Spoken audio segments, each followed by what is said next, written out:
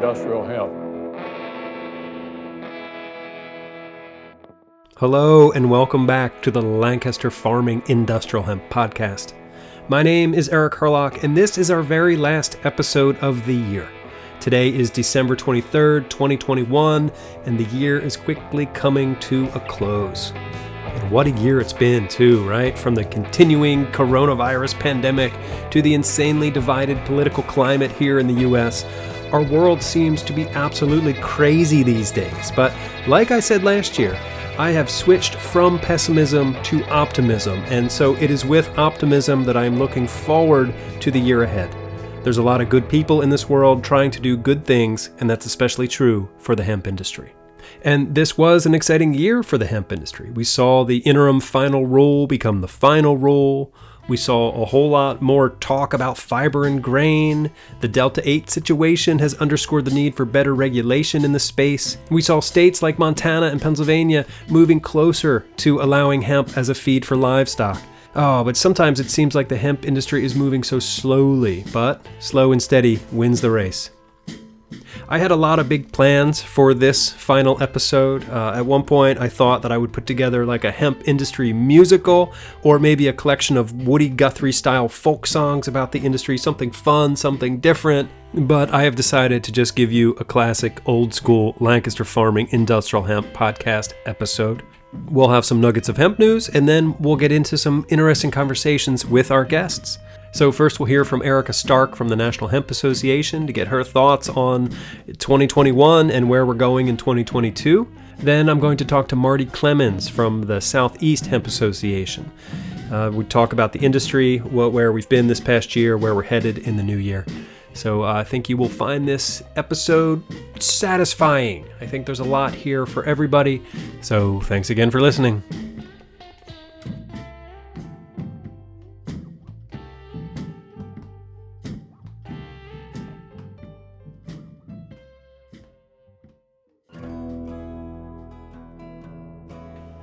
All right, quite a few nuggets of hemp news this week.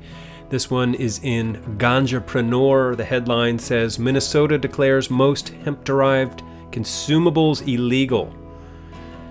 It says that Minnesota cannabis officials declared hemp-derived tinctures and other CBD and Delta-8 THC products are illegal because the FDA has not formally approved the cannabinoid products. During a meeting last week with the Minnesota Cannabis Association, members of the State Department of Agriculture and the Board of Pharmacy indicated that most hemp-derived products meant for human consumption, whether CBD or Delta-8 THC, run afoul of state law. Minnesota Cannabis Association board member Stephen Brown said that during the meeting, state officials stated that hemp-derived tinctures are illegal, and an agricultural department representative on the call added that some of the products Brown brought up in the call would not be legal food under the state's statute definition of hemp.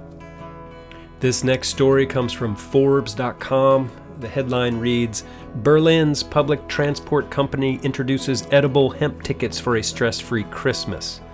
Berlin's leading public transport company, BVG, is advertising edible hemp tickets during the Christmas season, the story says. The day ticket sold by the BVG is valid for local public transport in the German capital. It consists of edible paper sprinkled with a few drops of hemp oil. Passengers can eat the ticket after its validity has expired. The well-being German brand VAAY, which belongs to the Berlin-based cannabis startup Sanity Group, has provided the hemp oil used for the edible tickets. It doesn't contain CBD or THC. Moreover, it is entirely legal and 100% natural. How about that? Yeah, that's it, ticket. Here's a story from Hemp Industry Daily. The headline reads, Michigan hemp firm wins USDA grant to advance soil health and carbon research. A Michigan hemp biotech company has secured a federal grant to partner with farms across the country in developing a soil innovation program.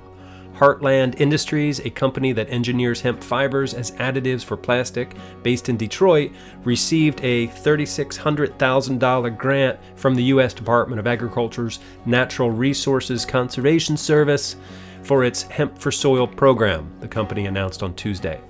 The grant is part of the NRCS's Conservation Innovation Grants Program, a $15 million competitive effort to develop new ways to advance conservation on private lands. Here's a story from Hemp Grower magazine. The headline reads, "Hemp fiber processing infrastructure makes a breakthrough in 2021. Despite numerous barriers, companies across the U.S. have advanced their hemp fiber processing capabilities this year." The story says that by now, many in the industry have heard of the chicken and egg scenario when it comes to hemp fiber processing. Cultivators need to grow more of the crop to spur processing development, but they are hesitant to grow until they know a processor is available. But this year, some major steps were taken to resolve that issue and restore processing capabilities in the U.S. In the November issue of Hemp Grower, New Frontier data analyst Eric Singular wrote that regionally based infrastructure and investment capital around hemp fiber have increased this year. New Frontier data projects that the U.S. hemp fiber market will grow at a 10.5% compound annual growth rate over the next 5 years to reach $77.7 million by 2025. In the past 12 months, a handful of regional fiber processors have broken ground, including South Bend Industrial Hemp in Kansas, I&D Hemp in Montana, Biophil Natural Fibers in Pennsylvania, and Formation Ag in Colorado, Singular wrote.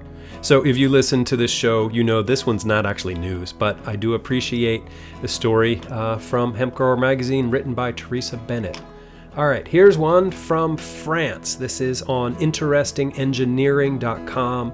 It says, France built the world's first carbon-negative public building, and it's made of hemp.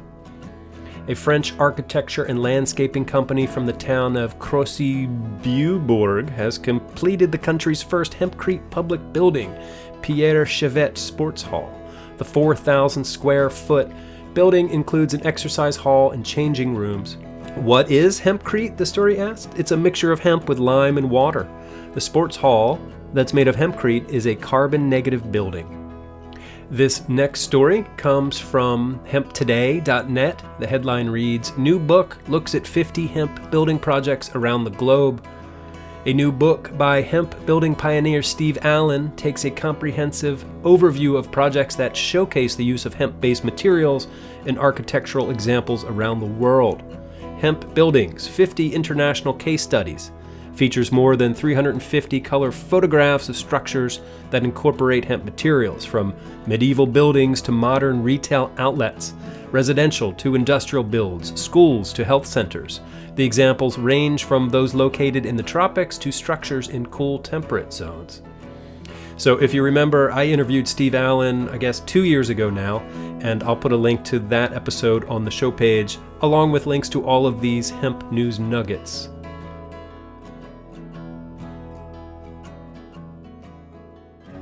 This next story comes from the San Antonio Current. The story says that the Texas Supreme Court just last week agreed to hear a request by Texas Attorney General Ken Paxton to overturn an appeals court ruling declaring the state's ban on the sale of smokable hemp products unconstitutional. So we'll keep an eye on that and let you know what happens down there in Texas. And finally, one last story here from Hemp Industry Daily. The headline says, "Virginia receives USDA approval to proceed with hemp production plan." Federal agricultural authorities gave final approval to the state of Virginia's plan to regulate hemp production. The approval from the USDA comes just in time for the Virginia Department of Agriculture and Consumer Services to comply with the federal rule stating that hemp production must comply with the 2018 Federal Farm Bill's provisions and the USDA's Domestic Hemp Production Program regulations beginning January 1st, according to Virginia regulators. Changes to the state's program include the following requirements. Hemp producer applicants must submit a criminal history report to the Virginia Department of Agriculture. Registered hemp growers must test hemp crops or THC concentration 30 days before each lot is harvested by private sampling agents and testing laboratories, and registered growers must report crop information and location to USDA's Farm Service Agency. All right, so those are the hemp news nuggets for our very last show of 2021. I will put links to all of these stories on the show page for you at lancasterfarming.com.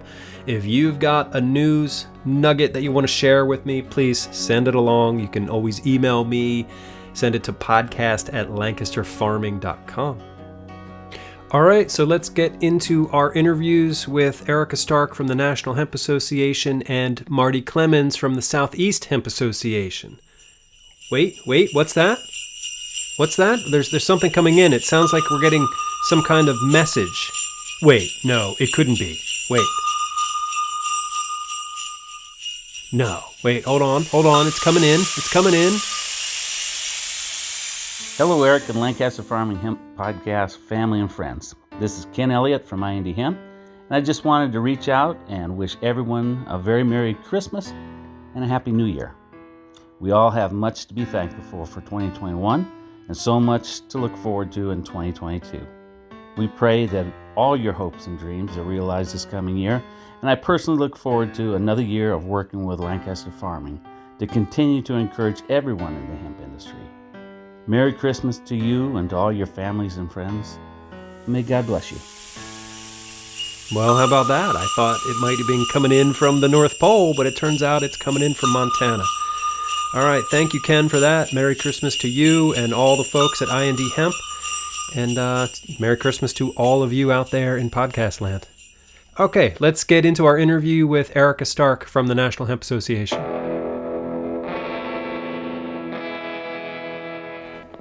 Erica Stark, welcome back to our podcast. How are you doing? I'm doing great, thank you. Thank you for having me. How are you doing? I'm doing all right. I'm ready for springtime. I know winter just started, but I'm ready for spring. Well, the days are starting to get longer now, so that's good. Right? Yeah, there's the silver lining. So I thank you for joining us here on what is to be the very last episode of our podcast for this year. And I thought we'd do sort of like a year in review and then look ahead. So I wondered if I could have your thoughts on 2021 as far as the hemp space goes. Yeah, it's hard to believe that we've reached the end of the year. That this year has just kind of flown by for whatever reason. Especially coming in the second year of dealing with COVID and just an odd year to say the least. But in the hemp space, on some levels, it seems like not much has happened, and on other levels, a lot has been happening. We're still in this kind of state of flux and limbo, I think, as the industry is, evening itself out on the cannabinoid side and starting to ramp things up more on the fiber and grain side. So it's acreage contracted again this year, rather significantly. But I think in the coming years, we'll see that escalating back up again as more fiber and grain markets open up. That's good news. The Kreider hemp eggs thing was sort of like a win for the industry, right? Absolutely. Anytime something like that happens, it's a win. It adds to the body of research to help get FDA approval for animal feed as a whole. It's certainly a win for Pennsylvania in getting, some markets opened up here. And, I'm hoping that there's some opportunity for other businesses to take advantage of that same avenue to get more products on the shelves as we work towards getting full FDA approval for everybody. Yeah, right. So this year we saw Delta 8 sort of come out of nowhere, and it was the big craze, caused lots of controversy and consternation among folks in the industry. Have we seen the last of it? I don't think we'll see the last of it. I think it's definitely kind of here to stay. We have seen a lot of states make moves to try to ban it. Other states have legitimized it. But I think the one thing that we can all agree upon is that it definitely highlights the need to definitively separate fiber and grain from cannabinoids in terms of regulations, both on the USDA side and product regulation. They're very, very different animals. And when it comes to funding and crop insurance and grant availability, I think it's really important that we get that really clear line in the sand between the two different types of cultivation, which is one of our goals for 2022. Okay, and 2022 is a farm bill year, right? Do you think we'll see some of these changes reflected there? If we have anything to say about it, we will. Certainly going to be a big effort, and it is our good opportunity to get some of this stuff done. So, we got several things on our wish list, including having hemp officially declared both a commodity crop and a specialty crop, separating out cannabinoid cultivation from fiber and grain, which is a true commodity. And with that, we hope to get an exemption for testing, sort of expanding upon the performance-based testing that is already allowed. Because when you think about it realistically, if you're growing it for fiber and grain and you test a little bit hot, remediation is selling the grain and the stalk, which is what you're after anyway. So really, what is the point of going through all the hassle and expense of the compliance testing, if you're growing it for fiber and grain? Right. So we're hopefully that we can, get that through. And then definitely on the cannabinoid side, we would really like them to change the legal definition of hemp to be 1% total THC instead of the 0.3%. That might be a little bit heavier of a lift, but we're definitely going to try. Right. We've talked about it before that hemp is sort of like the last bipartisan or nonpartisan issue left in America, it seems like. Do you think that will continue into the new year? I do. It is something that there still is a lot of consensus on. Now, when it comes to things like D8 and hemp-derived D9 products, you see a little bit of a split there and not quite as much bipartisan support. But in general, yes, I think we do still enjoy that. But I don't see politicians agreeing on what they agree on. So even when they do agree, that doesn't mean anything's going to happen because neither side wants the other to have a win. Instead of doing what's best for the industry, or you could even say the country at large. Yeah. There's just it's a tough political time, no matter how you look at it. Indeed. So what else are you looking forward to in the new year? Looking forward to more exploration and research being done on the environmental positive impacts of hemp, looking specifically at carbon credit markets and how they can be expanded and inclusive of hemp. The whole move towards a more kind of regenerative agriculture, because for as much excitement as there is about carbon credits, it really is important to be realistic about it and acknowledge that, yes, hemp is a great sequesterer of CO2 during its cultivation, but it doesn't mean anything if you're not using proper regenerative agricultural practices. Yep. And when we look towards the long-term future of hemp, it's going to be as a traditional commodity crop that's going to be in a rotation with other crops. So in order for carbon credits to really be a thing, it has to encompass the whole agricultural industry and not be crop specific. Right. But still looking forward to the research, looking forward to more standards being developed through ASTM and other agencies for hemp building products to get them to be more of a mainstream accepted building product. Looking forward to seeing IND hemp get fully online and be our first full-scale commercial fiber processing, and then for other ones to open up across the country. It's not happening as fast as any of us would like, but I think we always knew it was going to be this way. We were just hopeful that it would happen a little bit sooner, but in retrospect, it's only been fully legal for 3 years. And in the grand blip of time, that's not very long. Right. Do you still have the crystal ball? Can you look ahead into 2022 and, tell me what surprises are in store or what we're going to be talking about this time next year? Probably a whole slew of other cannabinoids.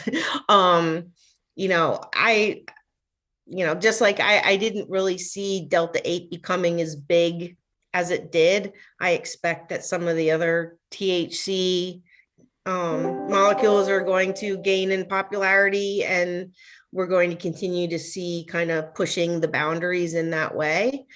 But there's also a possibility that this time next year, we're going to be talking about how fantastic the new farm bill is and all of the markets that it opens up, and FDA has approved animal feed and or at least provided a bunch of research money to get the clinical trials done that are needed. I've learned a long time ago that my crystal ball is not reliable and that this industry never ceases to surprise and amaze me, mostly in a very good way. Good. All right. Well, thank you for your time this morning. I hope you have a happy holiday season and a wonderful new year. Thank you. You as well. And as always, it's great to talk to you. Appreciate you in this space. You too. And I look forward to all your podcasts in the coming year as well. Thanks. All right, that's Erica Stark from the National Hemp Association. Next up, we're going to talk to Marty Clemens from the Southeast Hemp Association. Marty Clemens, Chair of the Board of the Southeast Hemp Association. Welcome to the Lancaster Farming Industrial Hemp Podcast. How are you doing? Good. Thank you for having me. Appreciate it. Yeah, I appreciate your time. I wonder if you could give us sort of a quick introduction as to your role in the hemp industry. Sure. So I got introduced to the hemp industry via the cannabis industry as an investor in medical cannabis in Illinois in about 2013. And I was excited about medical cannabis as a substitute for opiates. And then when I moved to North Carolina, I was looking at what was going on with cannabis here in North Carolina, and what was going on here, and that was in 2015, was hemp. And so I educated myself about hemp, and I became 10 times more excited about hemp than I ever was about medical cannabis. And so that's how I got into hemp. Great. And then, so talk a little bit about your role with the Southeast Hemp Association. Sure. So the Southeast Hemp Association is an evolution of a trade association that started out as the North Carolina Industrial Hemp Association. And that started right after the 2014 Farm Bill allowed states to start pilot programs. We did start a pilot program in North Carolina, and the person who pushed that effort forth here in North Carolina created the North Carolina Industrial Hemp Association as a trade association and a way for people to come together to lobby the legislature to get our state hemp law passed. And I started volunteering with the North Carolina Industrial Hemp Association in 2015, and then eventually became its president and chair of the board. And then in January of this year, we transitioned the North Carolina Industrial Hemp Association to the Southeast Hemp Association because we wanted to take more of a bioregional approach. Mm-hmm. And it grew organically because we were just getting members from other states and other regions and actually even other countries. So we broadened our scope from beyond just North Carolina to the Southeast. Cool. So you and I are connected on LinkedIn, and it's amazing how much like hemp industry stuff happens there on LinkedIn.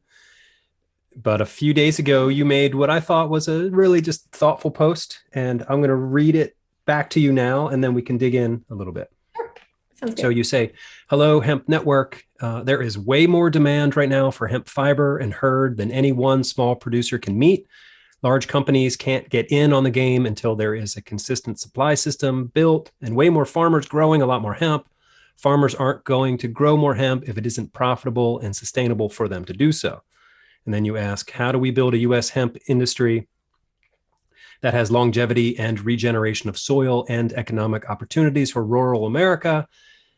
And how can we collaborate to be big by being small together? I think you raise a lot of good points there and ask some really poignant questions.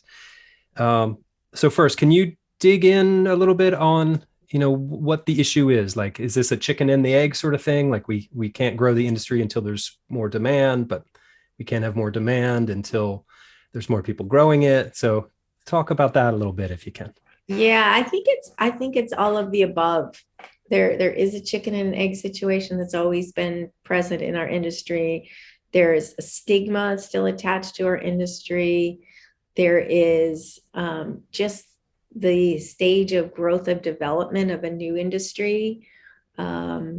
It's our industry is at the very beginning. It's in its infancy. There's a lot of people with a lot of different ideology building this industry. So I think it's a confluence of a lot of different things in the hemp industry. Okay. So why is it important that we collaborate to be big by being small? And I guess I don't mean why it's important that we collaborate, but Mhm. this idea of being big but staying small. Can you talk about Right. that a bit? Yeah. So, the US just legalized growing in 2018 at the federal level. So and hemp industry is a global industry, right? So we are very late coming into this game of building a new industry. And, if you look at, say, hemp for textiles, we can't compete on price with China, which has a very well-developed hemp textile industry and has been for 40 years. We can't compete on price. So we have to compete in other ways. And right now, with the disruption in supply systems that it has happened because of COVID, there's a lot of big brands, particularly in the textile world, that are looking for creating domestic supply systems for sustainable fibers. And hemp is included in that. But we have to look at, how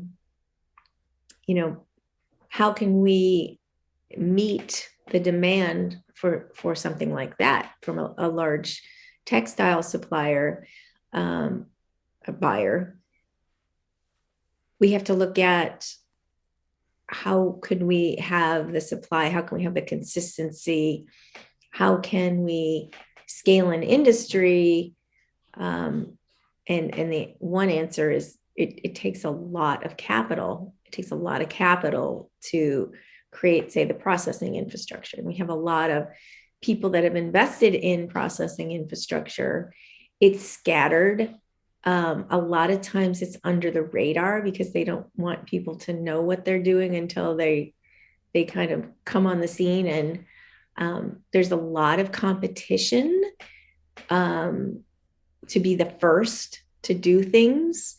And a friend of mine who's a farmer, Bert James, said to me, he said this in the CBD world, and I think it's just as applicable in what's going on with fiber. And he said, we're competing on the basketball court's not even built yet.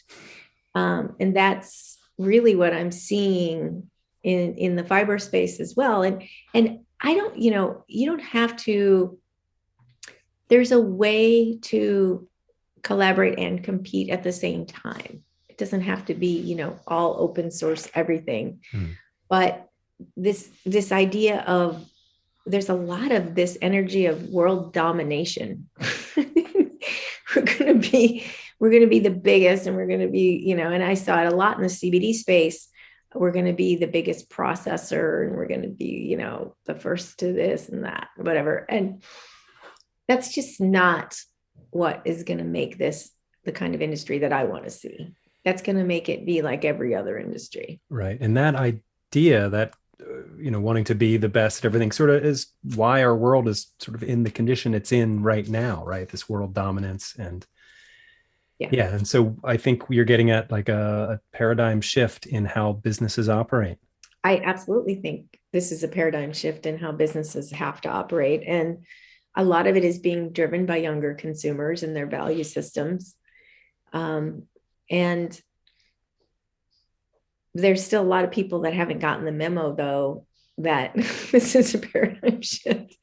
And I think hemp is a perfect transition plant for that reason, is that to truly realize hemp's potential in this new paradigm, we have to do things differently. So how do we reach those people who haven't gotten the memo? And what do we do? How do we bring more people in? Well, I find that just having these kind of conversations, like I started on this LinkedIn post, because there's so many new people coming in all the time.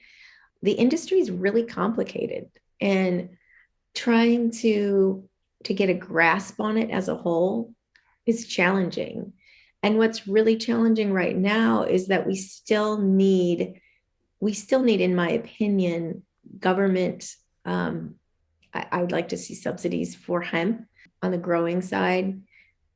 And legislators that we need to grow this industry don't know who to listen to at this point, because there's just so many associations, there's so many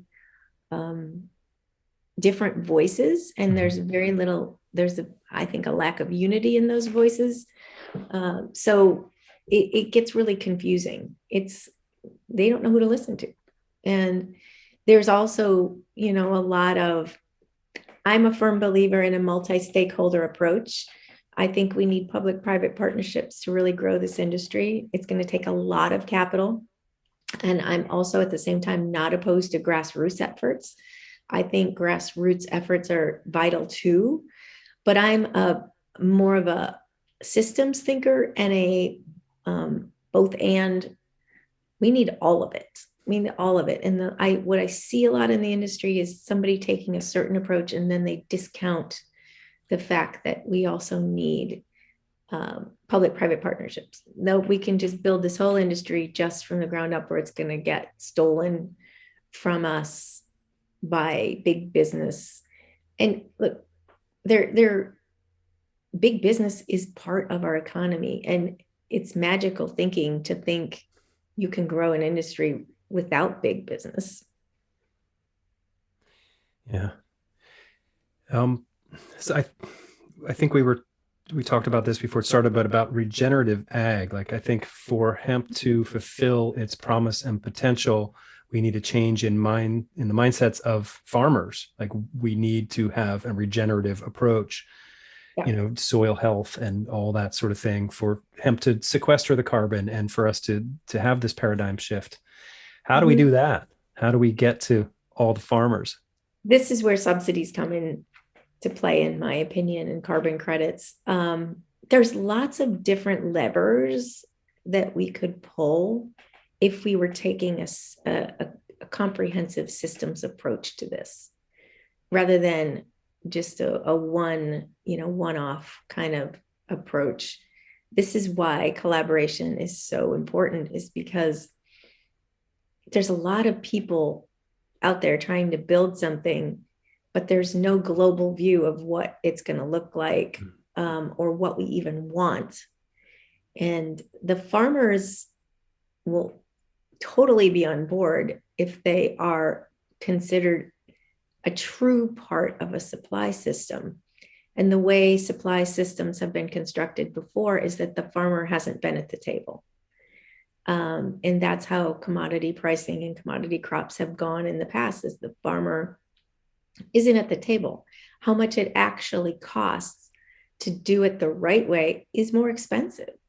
And in the past, brands that purchase from farmers have not had any direct relationship with farmers. And as a result, it's just looking for the cheapest commodity crop price, the cheapest commodity price for that crop. And that's not, like, farmers have gotten squeezed to the point there is no more juice to squeeze out of a farmer. There's nothing left to be squeezed. They always get the short end of the stick, it seems like. They do. And they're not valued. They're not valued the way they should be in a supply system. And in our culture, they're just not valued. And everything, when we talk about, disruption, the disruption we saw in the supply systems, it's a national security issue at some point. If farmers can't make any money to continue to farm, those farms get sold to developers, and those developers turn their farms into housing. And at a certain point, there's no more farmable land. And that's a national security problem, right? So if we can design a new system where farmers are at the table and they're a stakeholder in it, and farming regeneratively, farming hemp can make sense for them. Because the way I look at climate change, it's like agriculture has to be a huge part of the mitigation solution. And I would like to see more conversation around that, Absolutely. A lot of people just are so disconnected from their food. They have no idea where it comes from, how it's grown, how it's processed. And, we've gotten so on the end of the spectrum of convenience and processed foods that people are eating very little actual food anymore. Right. Really, or there's no nutrients in it, which is why we have an obesity problem, is because people just keep eating more and more food because there's no nutrients in it. So their body just keeps saying, I need more because there's no nutrients in it. Yeah, it's So crazy. it's a vicious cycle. It's a really vicious cycle. So getting back to the LinkedIn post, you did generate a lot of conversation. Can you talk about, some of the ideas that people were talking about? Yeah, there was one I thought was really good, which was talking about getting hemp recognized as a restoration crop, I believe was the term the gentleman used. These are there's some really practical things that could be that doesn't seem that difficult. But when there's no unified voice in the industry, at the national level, we still have so much problem educating people on hemp. The biggest obstacle I run into almost every day is people don't understand there's more than one kind of hemp. And, CBD took the spotlight, and cannabinoids took the spotlight for the last couple of years. And a lot of farmers got burned because there was, a green rush, and a lot of farmers started growing it when they didn't have a contract, and they shouldn't have been growing it. And so they got burned. And so they're really hesitant to look at hemp for its other uses. And I really believe the true potential in this crop is for food and fiber. Absolutely. I was talking to Ben Raymond over the summer. He's from Victory Hemp. He's their food scientist. And he was like, we're making food, not edibles. And it's just like that right there, that sort of capsulizes the whole thing. And I've talked to some, I guess lobbyists, for lack of a better term, who, when they go to talk to politicians, they think they're talking about CBD. It's like, no, we're not talking about that. It's yeah. What else were people talking about on your thread? What happens a lot is that people just start promoting their own businesses instead of having a real conversation. So there's a fair amount of just links to random businesses. Right. Hey, look at me. Yeah, right. But that's just social media, and that's the nature of the beast. Nature of the beast. But those real conversations with real serious people is what I'm interested in having. And then there's the battle of the associations, which is there's too many associations. There's just too many. Mm-hmm. From my perspective, trying to get a group priority list of what will move the industry forward. What are some priorities? And for me, the number one priority I've seen for a long time, there's no national marketing campaign for hemp the way you have Got Milk or, whatever. Right. That's like a checkoff program. Would you be behind that? Checkoff programs are used to fund those kind of national marketing campaigns. And there is no checkoff program because there's still, and I do believe a checkoff program is the way to go, but I think it's too early on in the development of the industry and in the commodity. And you have to be careful, because if you want this to not go the way of all the other commodity crops, you can't exactly use the same playbook that you had for all those other commodity crops. Right. And I'm not against the checkout program. Money has to come from somewhere. But I do think there's ways, and something that I'd like to propose is that there's enough people that are trying to move this industry forward, that if they came together and on one day just had a social media blitz saying, eat more hemp, hashtag at eat more hemp, or wear more hemp, or build with more hemp, then the number of people in the industry is such that our combined, social media platforms, that would get noticed. Yeah. We don't expand have the money exponentially. Yeah. Yeah. We don't have the money to put billboards on I-40 and wherever, but there's cheap ways to get the same kind of publicity. But I just see there's so much ego and personality wars. And I don't think that's unique to hemp, but hemp seems to have quite a few really big personalities. And, people won't collaborate if they don't like someone. And I'm of the mind that I'll collaborate with anyone who's serious in integrity. They might have different value. They might have a different value system than me, but I will collaborate with them if they're serious and they're in integrity and they're doing what they say they're going to do. I like that idea of sort of a grassroots national hashtag campaign to reach the people. I feel like that's a challenge that I know listeners out there, we can get together and do that somehow. Yeah, it's not that. I mean, It's really not that. There's, all the ideas that require a lot of capital and a lot of resources and a lot of time. Those are going to be more challenging. But really simple things, there's still so much confusion about what hemp is. There's so much confusion. I teach a class as an adjunct professor at Elon University in their sustainable business development and in their business law class on hemp.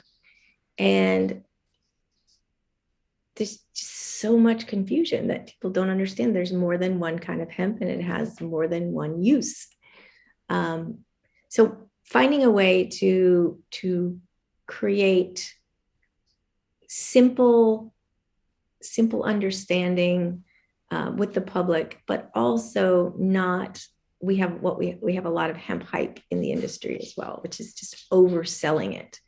Hemp, hemp's going to save the world, a lot of that kind of stuff. And while I think it's a really, really important plant, I think there's a lot of other important plants too. And kind of the biggest context that I operate from is that we're in the transition from a degenerative fossil fuel based food and farming systems and actually culture. And we're transitioning to a regenerative plant-based one. At least that's the vision I hold for our world and for our culture. I share that vision with you. Yeah. We're running out of time, it feels like. Mm-hmm. It's kind of scary. I think hemp's really important, but when you say only hemp, then you're going down the route of another monocrop. And I don't think hemp is meant to be another giant monocrop.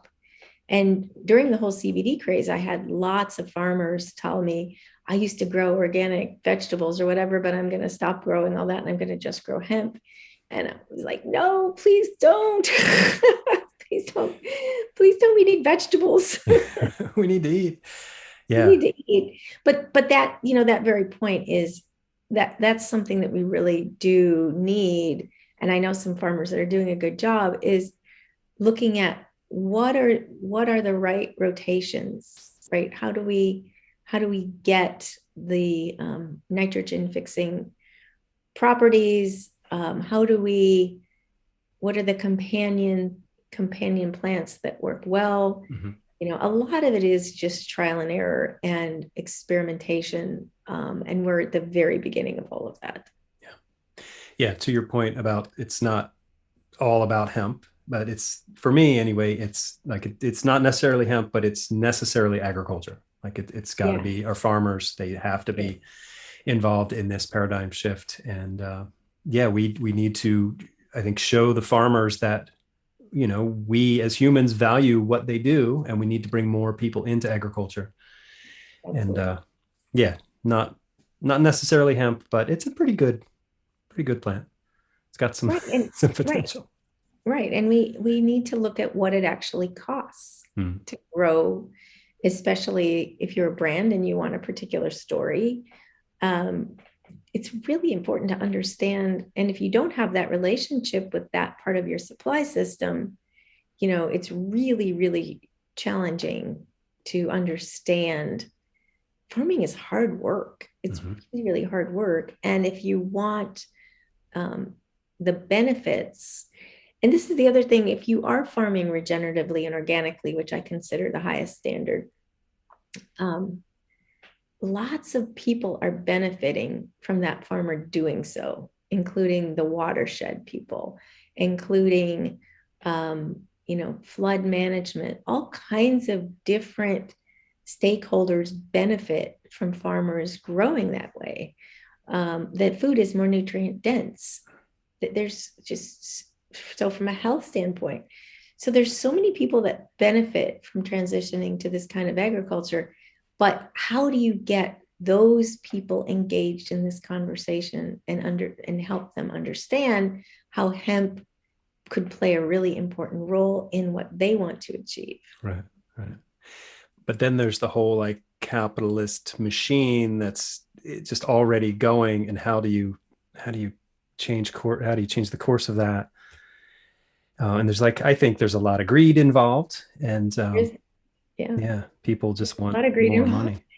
And honestly, that is one of the issues, is that, look, we live in a society that runs on money, which it's important to take that into account. But there's also ways to set up relationships and transactions so that it's a win-win. That it's right now, it's set up as a zero-sum game. The corporation wins and the farmer loses, and you can see that is got a limited run. It's not sustainable. It's got a very limited run, and we're at the last, the last tenth of a mile of the last mile, right? I mean, we're there's no more road. And if you look at, the UN has said that we only have 60 seasons of topsoil left, all kinds of different data. But we have to do everything we can to help farmers, and they understand, they want to be good stewards of the land. They've been squeezed and put in this box where they literally can't be if they want to keep their land. Yeah, it's scary and exciting at the same time. There's a huge opportunity. I mean, there's a huge opportunity to do things differently. And the younger people coming into farming, a lot of them are interested in farming hemp. And that was what I would say would probably be the best thing with the whole cannabinoid industry, is that a lot of young farmers, it drew a lot of young people into farming because they were interested. It's the gateway crop. Mm-hmm. Yeah. Before we move away from a LinkedIn post, I can't believe we're just talking about a LinkedIn post, but it was really good. It was moving to me. Any other neat ideas come out of that? I think, it got a lot of exposure, and I think I tend to be one of those people that likes to talk about the pink elephant in the room. And there's a lot of pink elephants in the room in the hemp industry that we need to talk about. And I'm not interested in hemp drama. There's a lot of people that have been trying to build this industry far longer than I have, and I respect them. And I think everybody coming in is standing on their shoulders, but at the same time, I don't believe in that somebody new coming into the industry shouldn't have a voice because they haven't been, slugging it out in the halls of Congress since 1970 to try to get, hemp going here in the United States. We just need to get with that, be in the present moment here. It's 2021. This industry has a huge opportunity in front of it. We need to just basically get over ourselves and really truly collaborate, and let the past be the past. People there's hemp feuds. We need to end the hemp feuds. I mean, all of that is just, it's time to grow up the industry, and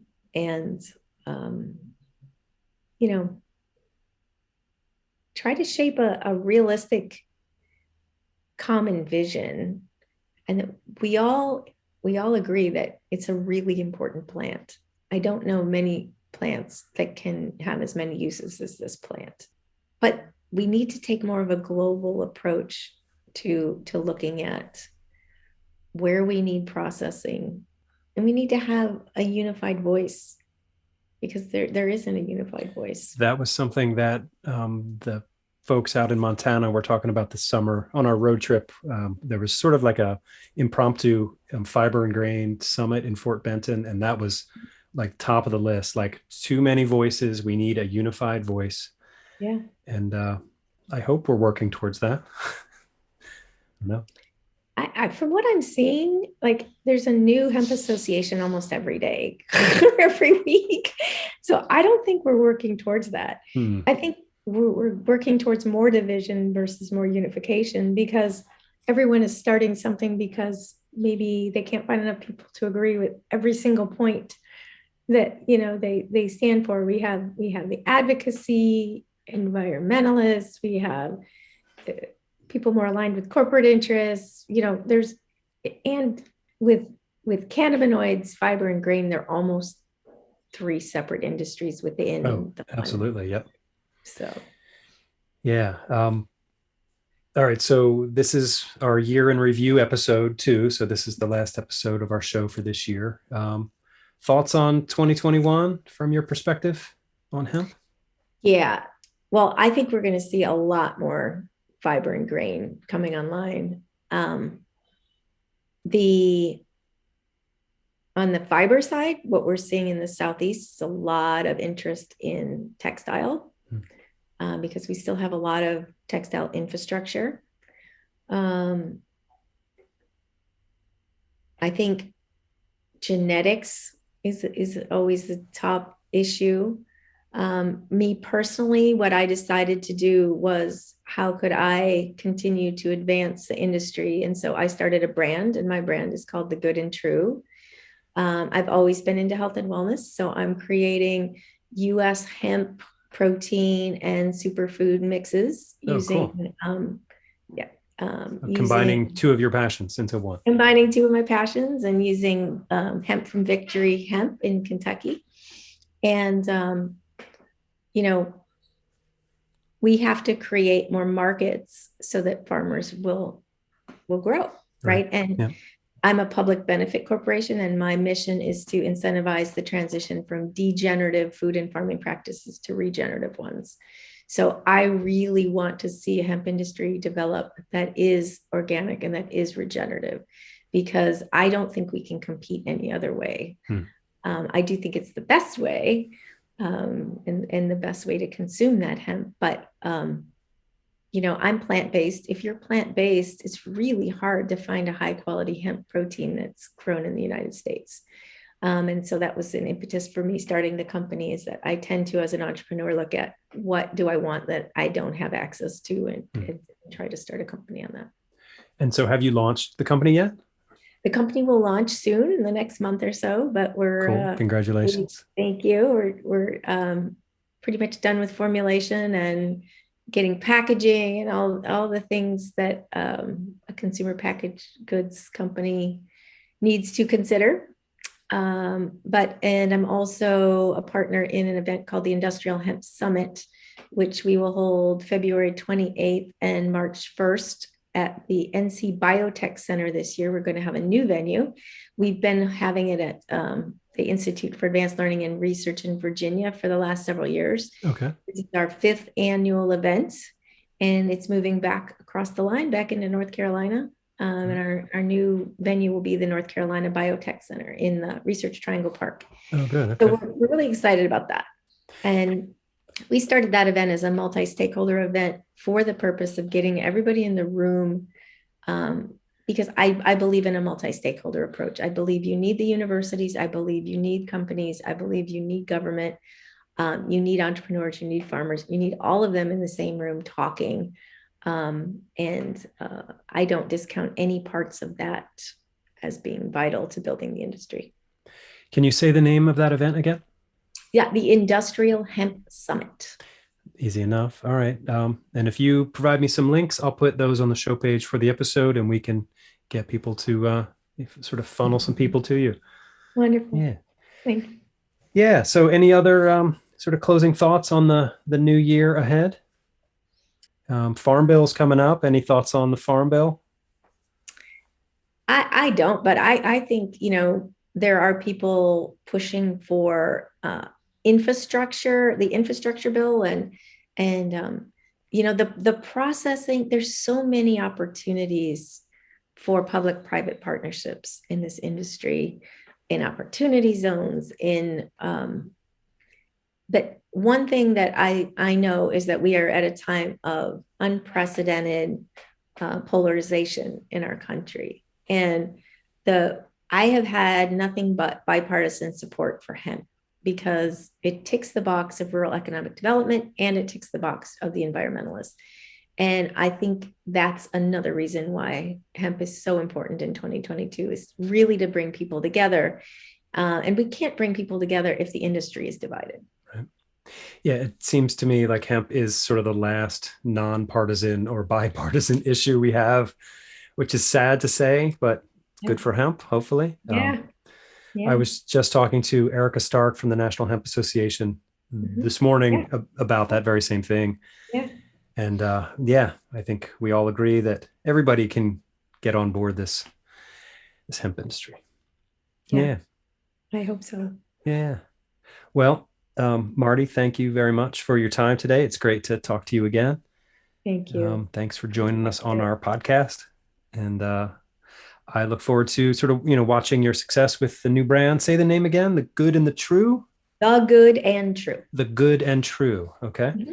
Excellent. I will look for that. Will that be distributed nationwide? It's completely online, Shopify. Okay.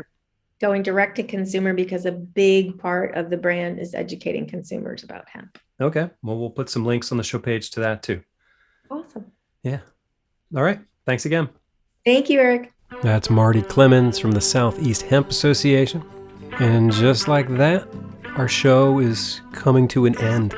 Just like the year 2021, almost in the history books. Oh boy. So thank you for listening to our show. Couldn't do this without you. If you've got any questions for me, or want to share information with me, or just want to say hi, send me an email. Send it to podcast@lancasterfarming.com. Again, you can go to the show page for this episode at lancasterfarming.com and get those news nuggets and get the links to everything, to that Industrial Hemp Summit that Marty talked about. It'll all be there waiting for you. So if you've been listening to our show the past few months, there's been some, existential questions like, what is this show doing? Are we going to continue doing it? And the short answer is yes, we're going to continue doing it. We're going to change things a little bit. I'm going to broaden the scope in the new year. Of course, we're going to continue talking about hemp and bringing the message of hemp to the masses, but we're going to add other topics in. We're going to widen the scope. We're going to include regenerative agriculture and soil building practices and green energy, green building, these things that harmonize with the message of hemp. And because I've got questions. There's so much I don't understand that I want to talk to people and learn more. So that's my mission for 2022, is to expand and learn. And so I hope you continue to go on this journey with me. I really enjoy the work that I do here at Lancaster Farming. I really enjoy the people I work with at Lancaster Farming. It's a good crew and we do good work, and we love our audiences, the print readers, the online readers, the podcast listeners, everybody. We are all in this together, and we are committed to providing you with quality products, good information, and a sense of community. So hopefully that's coming through to you. But it's time for me to get out of here. I think I hear my train rolling in now. Anyway, I wish you all a wonderful new year, and I look forward to lots of great things in 2022. All right, until next time, I'll see you in the newspaper.